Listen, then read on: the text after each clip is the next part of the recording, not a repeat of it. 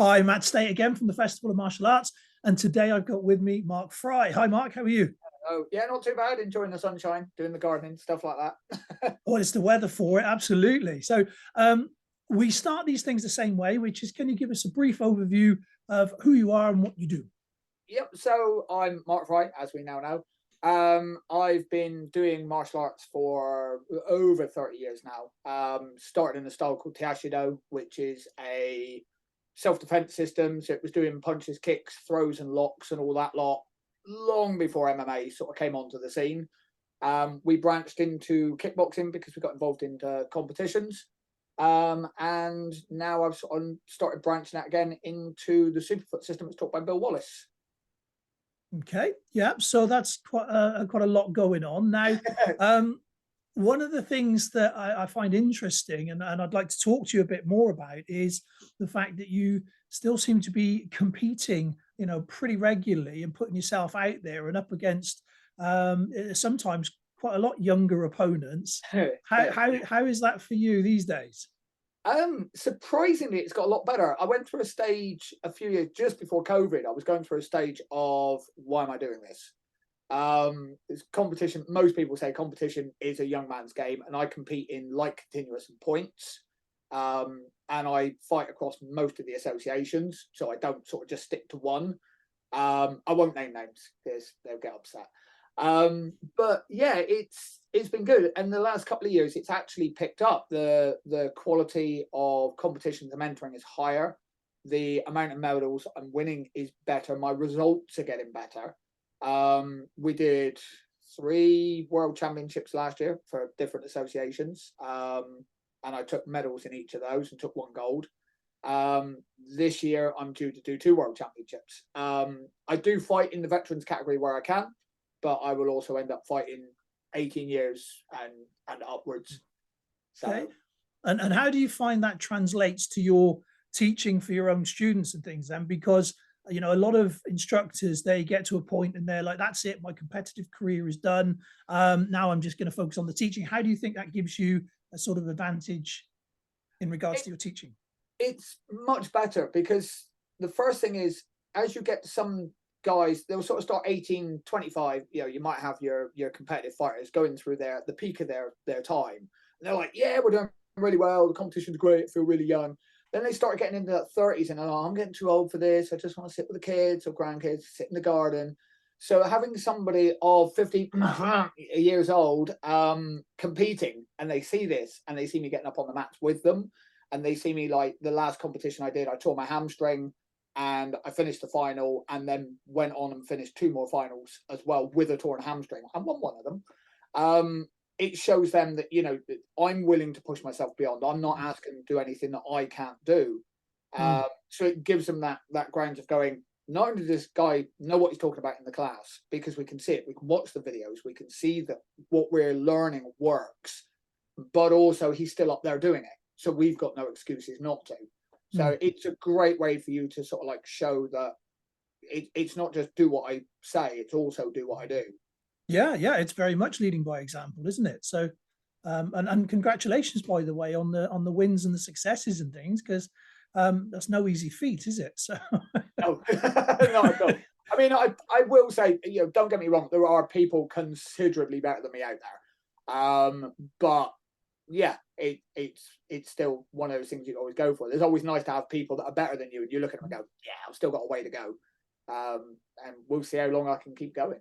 yeah, no, fair play. And again, I suppose the other flip side to constant competition, especially at higher level championships, is the costs involved with the traveling and all the sundry things that come with that. So how do you how do you sort of weigh that up?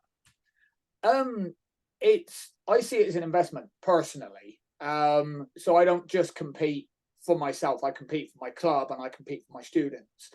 So the way that I look at it is I have a kickboxing class. It's built around a competitive martial arts system. They are expected to have an interest, at least, in sports martial arts. Hmm. So if I don't go and they don't have that backing, keeping and retaining those students is going to be difficult. So Yeah. for me, spending X amount of money and going, right, we'll split the fuel bill between us all. and then I pay for my half of a hotel, and then I pay for my entry fee, which is what I would do anyway. So the side of view where it's coming from, it's that priority side of things of it is an investment in my club, and the results and the rewards for it are much, much higher. So you've got to weigh it up for, it's not so much cost, it's one of those things where we say it's value. So yeah, I'm seeing the value in competing, definitely. Yeah, no, fantastic. And as I say, more power to you. It's one of those where it's very easy to sort of sit back as you get a little bit older and sort of step away from that side of things. But then that now leads us to a name that you mentioned earlier on. Speaking of competitors, one of the most famous kickboxers ever, Bill Superfoot Wallace, and you're representing him in the UK now, I believe. Yeah, they've had the Superfoot system in the US for quite a while, and it's sort of designed as a bolt-on system primarily for clubs and schools. So they have this whole video system where you have everything online with Bill himself going through the techniques and the theories of the Superfoot system. But we've never had anything over here, which surprised me massively because Bill's got such a great following over here, and he's got a lot of people that go to the seminars and they go to the show in Doncaster. I know I shouldn't mention that because it's the rivals. No, of course, no, it's not a rival at all. They, right, yeah. No, I'm going to say this because that's come up. So basically, no, they're not rivals at all. Completely different things. Their show is a fantastic show. They've been doing it for years, and all kudos to them. It's one of those where they get Bill over regularly year on year, and they put on a fantastic weekend. So nothing but respect for them. Yeah, no, I was just joking. But no, so the thing that always amazed me was that the Superfoot system wasn't available here. There was a lot of people that said, I've got a black belt through Bill. Great. And then there were people going, oh, we're teaching Superfoot. But the standards and the quality was lacking because there was one person doing this and one person doing that, and it wasn't Superfoot. It was their version of, which is fine. So I got approached a little while ago about potentially having Superfoot over in the UK. And for one reason or another, nothing came of it. And then very recently, I got into a conversation with Terry Dow, who's one of the main guys in America. And they were like, yeah, we never got round to it. Are you still interested? I'm like, yeah. And then we had a few conversations, and we've got it now so that it's more suited to the UK model. And we launched it just before the show. So it would have been the first week of May. So we haven't had it long over here, but it is now available in the UK for people to join. Fantastic. Well, for those very few people that have been living under a rock, and may not know who Bill Superfoot Wallace is, he's an American kickboxer that absolutely reigned supreme for many, many, many years. He had a lot to do with Elvis Presley back in the day and stuff, and essentially just a superb kickboxer through and through. So to have that depth of knowledge over that length of time and to have that at your fingertips and be able to access that's a great addition to anybody's martial arts club, I feel. So how does that is there a set syllabus? Is there a way of working? So what they've got is for the schools themselves, because we're aiming it at schools, not individuals. So the idea is that a school would join, and then for the monthly fee, they then have access to all the training videos. So there's a black belt curriculum.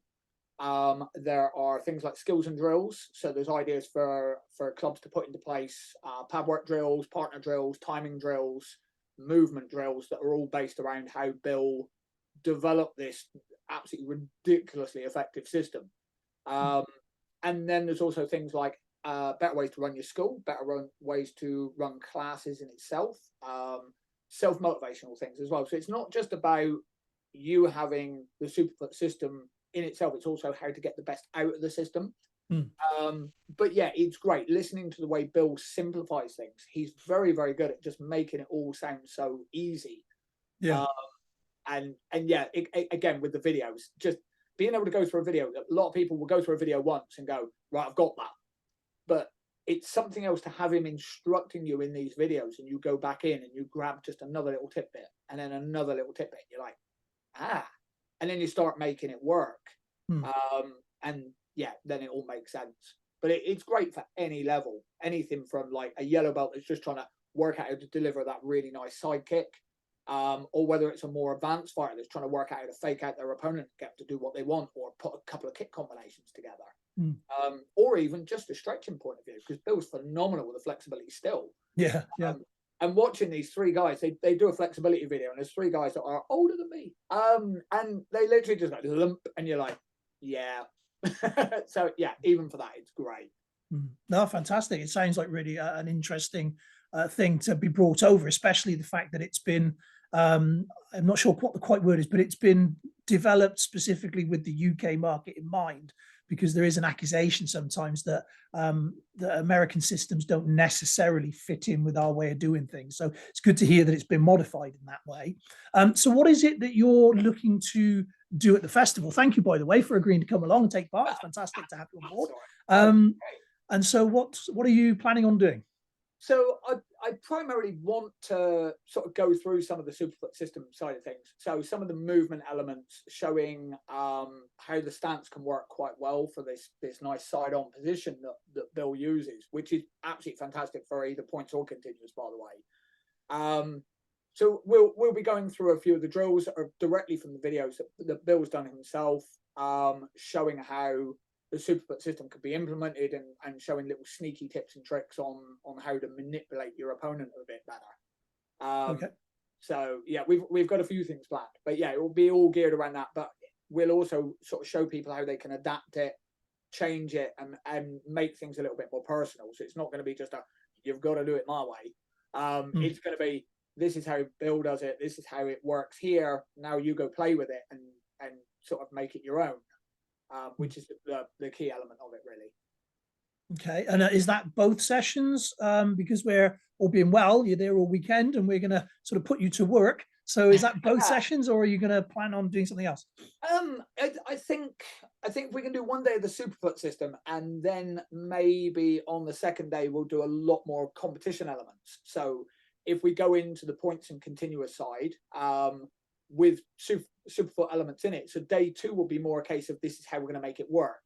So we'll have like sort of like a little sneaky bits about moving around an opponent, changing directions on them, how to set them up for counters, things like that. But it will be very, obviously the Superfoot elements will be in it, but it won't be specifically about that. It will be a lot more about how to get it to work, how to get the timings right, working with your partners to move them in and out a little bit more, and try and get a little bit more explosive movement in people. And show them how they can move and kick quite fluidly.